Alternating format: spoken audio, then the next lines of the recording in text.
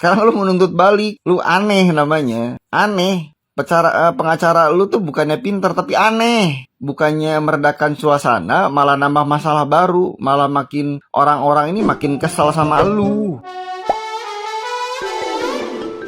Hola netizen yang tercinta, kebakaran hutan dan lahan di kawasan Gunung Bromo akibat foto prewedding menggunakan flare berbuntut panjang. Kuasa hukum pasangan prewedding berencana untuk melaporkan balik petugas Taman Nasional Bromo Tengger Semeru atau TNBTS atas dugaan kelalaian. Hasmoko, kuasa hukum pasangan prewedding dan 4 kru WO mengatakan kelalaian yang berdampak hingga terbakarnya kawasan TNBTS tidak hanya terletak pada kliennya, tapi juga karena kelalaiannya pihak pengelola TNBTS. Hal tersebut disampaikan Hasmoko setelah menghadiri pertemuan permintaan maaf kepada tokoh masyarakat suku Tengger di kantor desa Ngadisari, Kecamatan Sukapura, Kabupaten Probolinggo, Jawa Timur pada Jumat 15 September 2023. Fasilitas umum dimaksud Hasmoko seperti pemadam atau fasilitas siaga jika sewaktu-waktu kebakaran terjadi. Menurutnya, hak-hak para wisatawan tersebut sudah diabaikan oleh pengelola atau petugas TNBTS.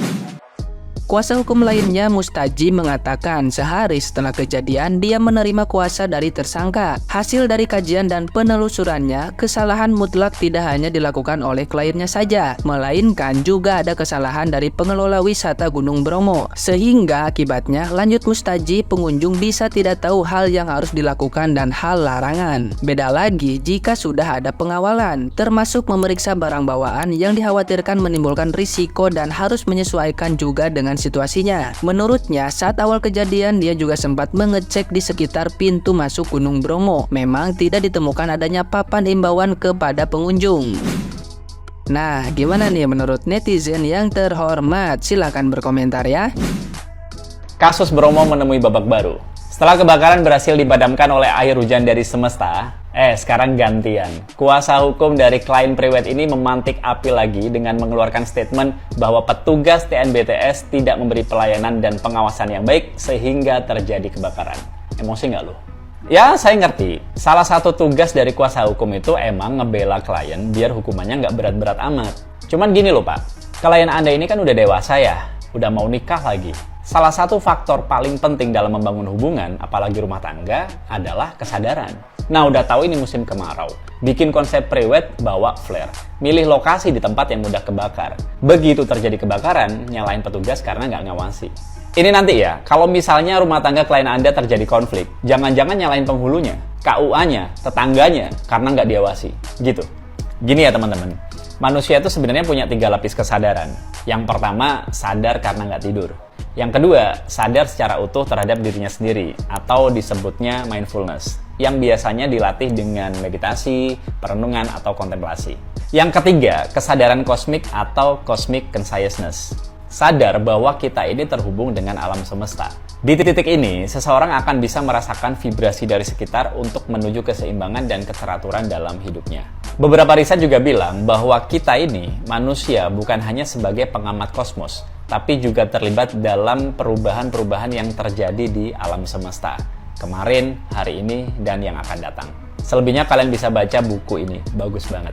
Jadi sekarang kalian bisa nilai sendiri. Kira-kira statement kuasa hukum yang nyalahin pihak TNBTS atas kebakaran Bromo terhadap pola pikir dan mental kliennya itu bakal gimana? Apakah kliennya bakal sadar atau justru makin barbar ke depannya? Dan sebenarnya ini juga pertanyaan buat kita semua. Udah sampai di titik mana kesadaran kita saat ini? Kalau selama ini kita sekedar sadar hanya karena nggak tidur, belum bener-bener sadar, ya mending jangan nikah dulu lah, nyusahin. Minimal kita semua ada di titik mindful.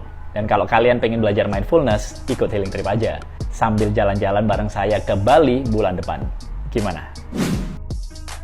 Buat Mas dan Mbak Manten, aku saranin ya, konsep pre-wedding kalian aja yang kalian serahkan 100% ke wedding organizer itu sudah blunder total, mengakibatkan satu gunung kebakaran, membuat miliaran bisnis punah atau sampai berhenti dan membuat 6 desa sampai tidak bisa mengakses air bersih. Nah, kasus ini kalian limpahkan lagi kepada pengacara, kalian serahkan, jangan sampai kalian blunder 2 kali, apalagi dengan logika yang sudah tidak masuk akal sama sekali. logika yang akan dipakai pengacara kalian itu dijamin akan blunder untuk kedua kalinya.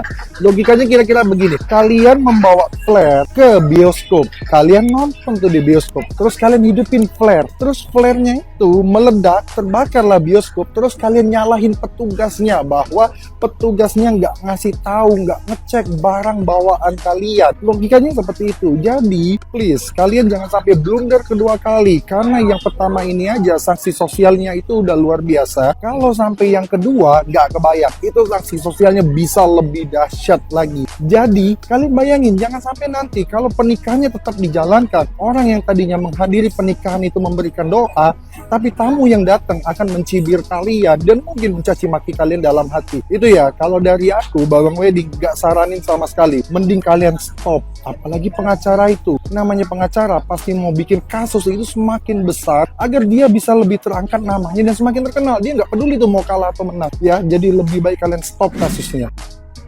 Jadi masih orang-orang tuh udah banyak kesel sama kalian yang hanya untuk priwet yang akhirnya menyebabkan Gunung Bromo di area tersebut kebakaran. Sekarang lu menuntut balik pengelola dengan alasan lu nggak tahu kalau nggak boleh pakai flare, kenapa nggak diperiksa dan lain-lain semacamnya lah. Gua nggak tahu lu pernah naik gunung apa enggak. Gua nggak tahu lu sebelumnya pernah ke Gunung Bromo apa enggak. Sejak kapan orang mau naik gunung itu diperiksa barang bawaannya? Nggak pernah kawan. Kitanya yang harus tahu diri. Etikanya kita naik gunung itu harus seperti apa, kita harus tahu kawan. Dan lu mau nyalahin pengelola karena tidak memeriksa, tidak mengawal mereka. Lu siapa? Sejak kapan orang naik gunung itu dikawal? Pertanyaannya, lu priwet di situ dapat izin apa enggak? Harusnya lu tahu diri, lu udah salah, mengakui, minta maaf, ikutin prosesnya, bukan nambah masalah baru. Gua kalau nggak salah 3 atau 4 kali lah, kurang lebih lah ya, kurang lebih 2, 3 atau 4 kali gua naik gunung di Gunung Bromo maksudnya. Itu nggak pernah tuh ada pemeriksaan barang bawaan. Kitanya harus tahu diri, etikanya harus tahu kita naik gunung itu seperti apa. Bahkan sampah yang kita hasilkan aja kita bawa balik, kita masukin ke carrier kita. Apalagi ini flare, ya lu tahu diri aja. Kira-kira barang tersebut wajar nggak dibawa untuk naik gunung? Sekarang lu menuntut balik, lu aneh namanya, aneh. Pengacara lu tuh bukannya pintar tapi aneh. Bukannya meredakan suasana, malah nambah masalah baru, malah makin orang-orang ini makin kesal sama lu. Aneh aja. Makanya kalau main yang jauh biar tahu etikanya naik gunung tuh seperti apa. Nggak usah ngomong tata tertib, kitanya tahu diri aja yang naik gunung kan. Nah, lu naik gunung tuh pernah apa nggak sih sampai nggak tahu tata tertibnya atau etikanya seperti apa? Sebenarnya tahu nggak sih sebenarnya? Aneh lu, sama pengacara lu tuh aneh. Ngene iki ya pene turu meh gak iso turu sumpah. Aku ketika ngipi saking anyelku karo si wong loro iki lho sumpah. Utek iki lho nendi. Wis gerang. Kirane arep berlibur apa meneh priwet dibaca. HP ku kenek Mbak digawe golek pengetahuan. Iku ketentuane lek atene moro iku gak oleh nyapo ae.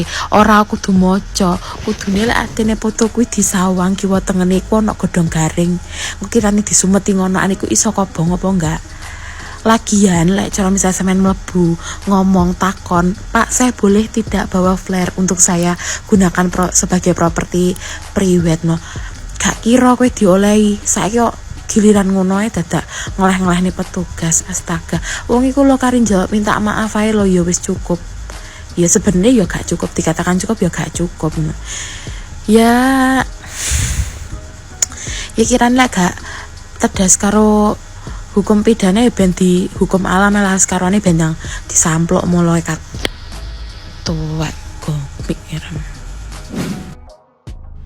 Udah mah ngebakar padang savana Bromo, ya udah minta maaf sih, tapi kayaknya nggak ikhlas sih, yakin aku, karena takut aja minta maafnya itu terus malah nyari-nyari kesalahan orang lain gitu. Kayak gini lah, kalau ketika bayi kita nggak dikasih susu bayi gitu, tapi dikasih oli, otaknya tuh nggak bisa mikir gitu, nyari-nyari kesalahan orang lain gitu. Bahkan angin pun disalahkan gitu. Angin ciptaan Tuhan gitu, kayak menyalahkan God gitu. Kenapa menciptakan angin gitu, kenapa memberi angin pas waktu private itu gitu, bisa menyalahkan God gitu, kayak menyalahkan God, Tuhan gitu yang disalahkan. Ya Allah, Orang tuh diberi otak tuh biar bisa mikir gitu, bukan buat nyari kesalahan gitu. Kalau ini nggak berhasil nyalahin orang lain sama nyalahin angin, apa nyalahin padang savananya karena kering gitu, nggak dikasih air gitu. Dunia teh edan itu masuk ke roh, ke sumsum tulang, udah masuk ke pokoknya ke sel-sel DNA-nya teh udah bodoh gitu, idiot tolol gitu.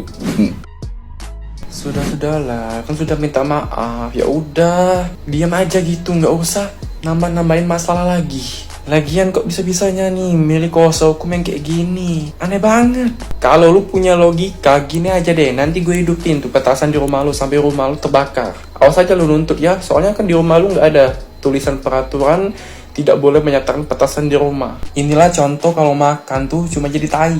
Nggak nyerap nutrisinya sampai ke otak. Inilah contohnya.